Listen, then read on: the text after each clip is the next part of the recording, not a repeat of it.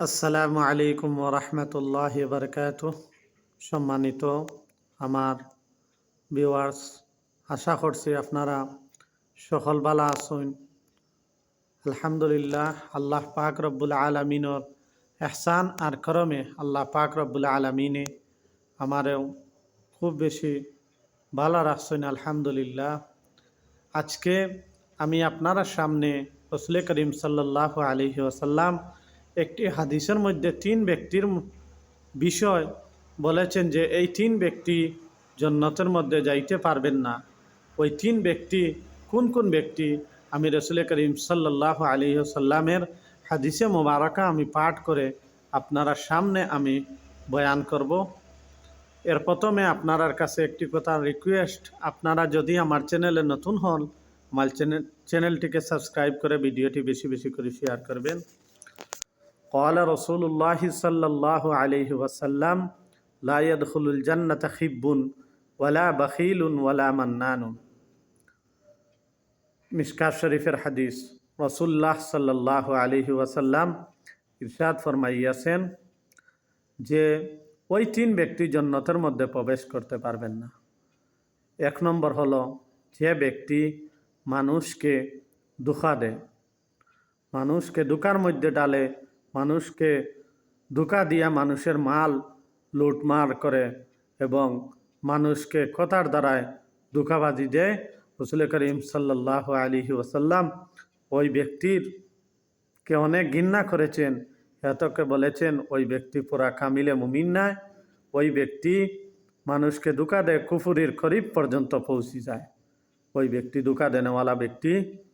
আর আল্লাহ পাক রব্বুল আলামিন আমাকে যেন ধোঁকাদার ব্যক্তি যেন না বানায়, কারণ মানুষকে ধোঁকা দেওয়া রাসূল করিম সাল্লাল্লাহু আলাইহি ওয়াসাল্লামের সুন্নতের খিলাফ করা।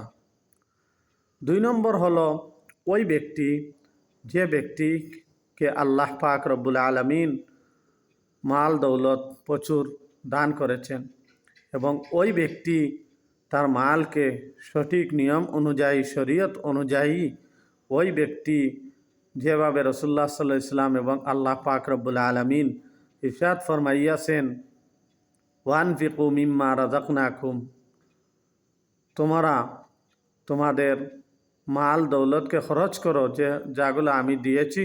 রাসূল করিম সাল্লাল্লাহু আলাইহি ওয়াসাল্লাম হাদিসের মধ্যে বলেছেন যে ব্যক্তিকে আল্লাহ পাক রব্বুল আলামিন ধন মাল দৌলত অনেক দিয়েছেন, ওই ব্যক্তি শরীয়তের নিয়ম অনুযায়ী তার ধন মালকে খরচ করেন না। ওই ব্যক্তির ব্যাপারে রাসূলুল্লাহ সাল্লাল্লাহু আলাইহি ওয়াসাল্লাম বলেছেন যে ওই ব্যক্তি জান্নাতের মধ্যে যাইতে পারবো না। আল্লাহ পাক রব্বুল আলামিন আমাদের যাহাদিগকে ধন মাল অনেক কিছু দান করেছেন, আমরা যেন আল্লাহ পাক রব্বুল আলামিন যে নিয়মে খরচ করার জন্য বলেছেন আমরা সবাই নিজের মাল দৌলতকে খরচ করব।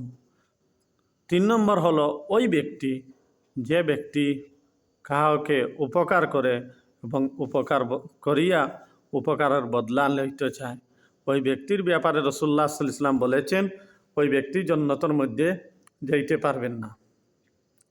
যেমন কোনো ব্যক্তিকে কিছু গিফট দিয়েছে, হাদিয়া দিয়েছেন এবং ওই হাদিয়া দিয়া ওই হাদিয়ার এহসান যেটা করেছেন ওই এহসানটা জুটলায় ওই ব্যক্তিকে সময় সময় বলে তোমাকে আমি এইরকম এহসান করেছি, তোমাকে এইরকম আমি সাহায্য করেছি, তোমাকে এইরকম আমি বড় বানাইয়াছি।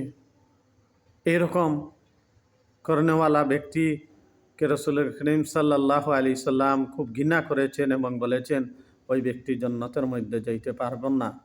আল্লাহ সুবহানাহু ওয়া তাআলা আমাদের সবাইকে যেন এইরকম এই তিন প্রকার ব্যক্তির থেকে আমাদেরকে যেন মুক্ত রাখেন এবং রাসূল করিম সাল্লাল্লাহু আলাইহি ওয়াসাল্লাম মের হাদিসের অনুযায়ী এবং সর্বদা আল্লাহ পাক রব্বুল আলামিন আমাদেরকে যেন চলার তৌফিক দান